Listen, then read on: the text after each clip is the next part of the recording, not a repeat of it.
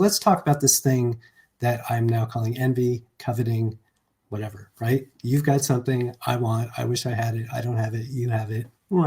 So let's just look at two aspects, spiritual workout wise, of what to do right there. First and foremost, if you're noticing somebody having something, enjoying something, experiencing something that you also want, and you do not have a shiny, clear intention for said thing, then that's a spiritual workout violation right off the bat, right? So at a minimum, if you find yourself in that situation, it is, of course, as often is the case, a wonderful time and opportunity to create a shiny, clear intention for whatever that thing is.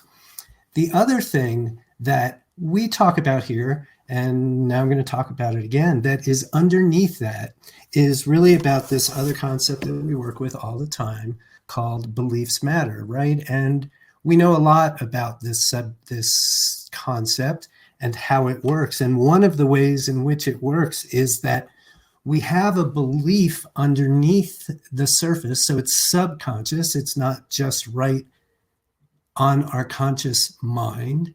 And yet, if somebody articulates it or we're having a conversation about it, we say, oh, yeah, I believe that.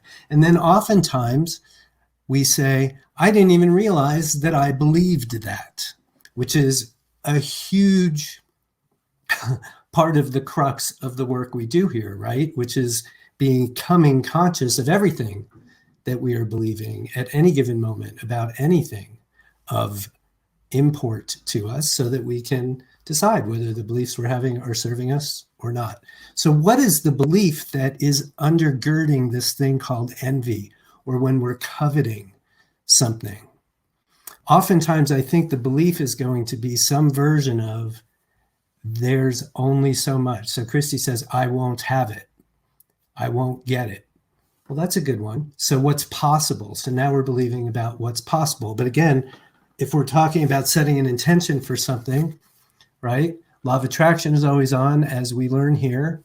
Law of attraction is the one, not Stephen is not the one who says, I'm not the one who says all the time that everything is possible, even though I believe that, and I'll say it over and over again, but it's because of this. Law of attraction says that everything is possible, right? So you're right. That could be one layer of belief that we're working with. That's the whole idea. It's like, I'm not even going to bother setting an intention for something because it's not possible for me, or I won't get it, or I won't be able to have it. So I'll just sit here and covet. Now I get what you're saying, what other people have, right? And so we're just missing a big opportunity under there. So if that's where you're stuck on a belief level in terms of just, yeah, that would sure be nice, but I don't think it's possible. I don't think it's possible for me. I don't think it's possible for people like me. People in my family have never, whatever those beliefs are. That's fantastic. Another one that I was thinking of before just coming on is this belief underneath everything that there's only so much, right? And so that's what often prevents us from, instead of celebrating something that we see somebody else having, being, doing, achieving, that we also would like,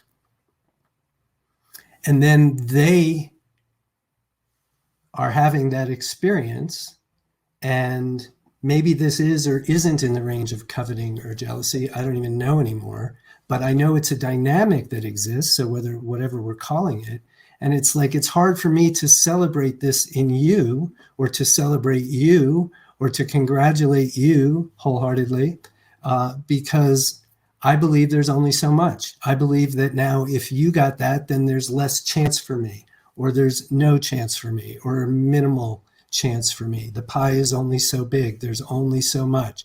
There's only so much money. There's only so much success that anybody can have. There are only so many singers in the world. So if she gets a record contract, well, then that's one less available for me, right? So this belief that there's only so much, I think, is one of those, you guys have heard it here before. I think this area of coveting and envy is a place where it comes up. I don't think it's necessarily the only place. And as we're seeing, it's not even necessarily the only kind of belief that we're going to have in this situation. But again, so being envious, seeing something that somebody has that you also want, set a shiny, clear intention, of course. And ask yourself, what is preventing you? If you find yourself in that dynamic of, here's somebody you like, you love, you want to see succeed, and yet you're struggling to offer them that congratulations. You're struggling to celebrate them. You're struggling to celebrate their success. Ask yourself if underneath that there is a belief that says there's only so much, and if I celebrate her, then I'm acknowledging that there's less available for me.